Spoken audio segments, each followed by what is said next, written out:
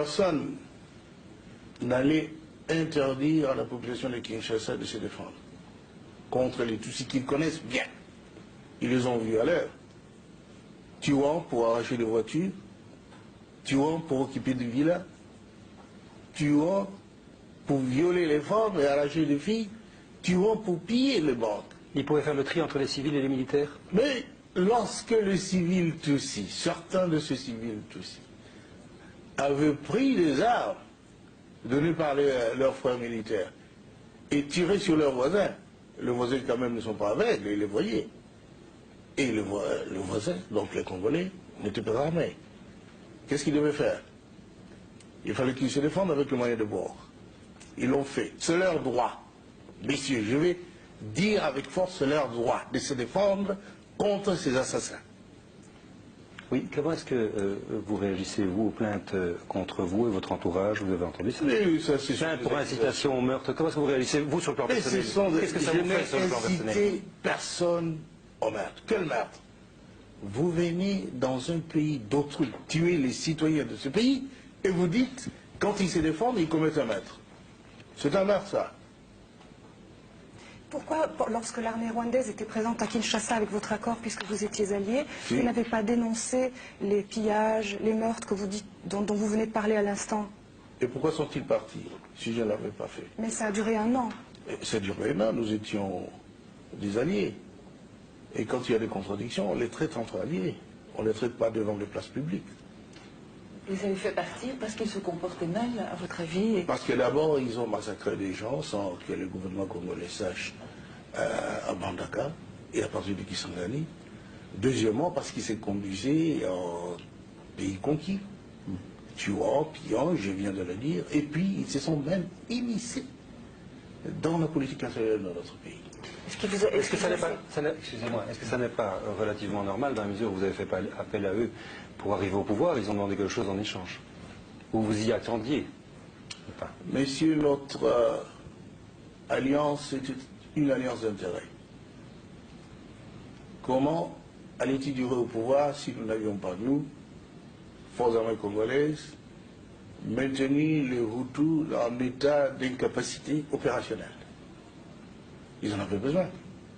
Et c'était de ça que nous avions parlé lorsqu'ils devaient nous laisser le temps de faire passer les armes pour entrer aux Zaïd alors.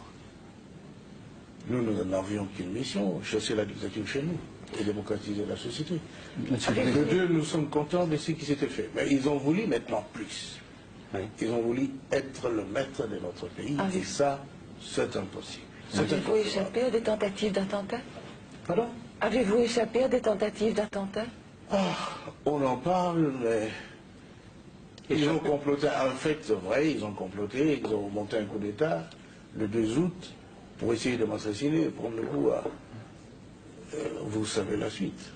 Monsieur le Président, depuis ce lundi, il y a une plainte qui a été déposée contre vous, en Belgique, mais également en France, contre vous et contre certains membres de votre entourage, pour crimes contre l'humanité. Comment réagissez-vous et vous sentez-vous menacé? Écoutez, c'est de l'amusement. Hein.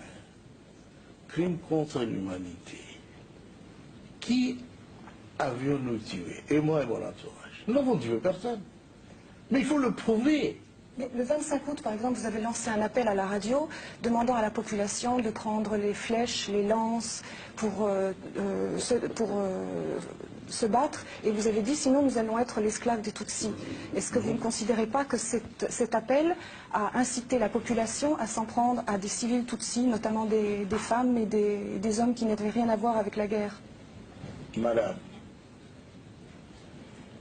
je ne suis pas forcé de vous dire qu'il ne faut pas croire que notre peuple est si naïf pour laisser les esclavagistes venir l'égorger, les soumettre à des exactions que notre peuple connaît tellement, parce que voisin des Tutsis et des Hutus.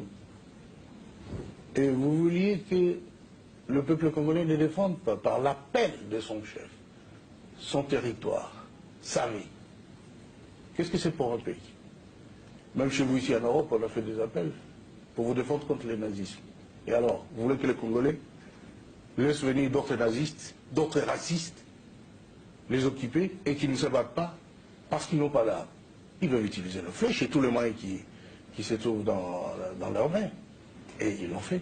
Est-ce que ça veut dire que lorsque vous êtes alliés avec les Rwandais au début de la guerre de libération, vous avez fait preuve de naïveté si vous ne saviez pas qu'ils étaient comme ça, puisque maintenant vous dites qu'on sait bien qu'ils sont comme ça?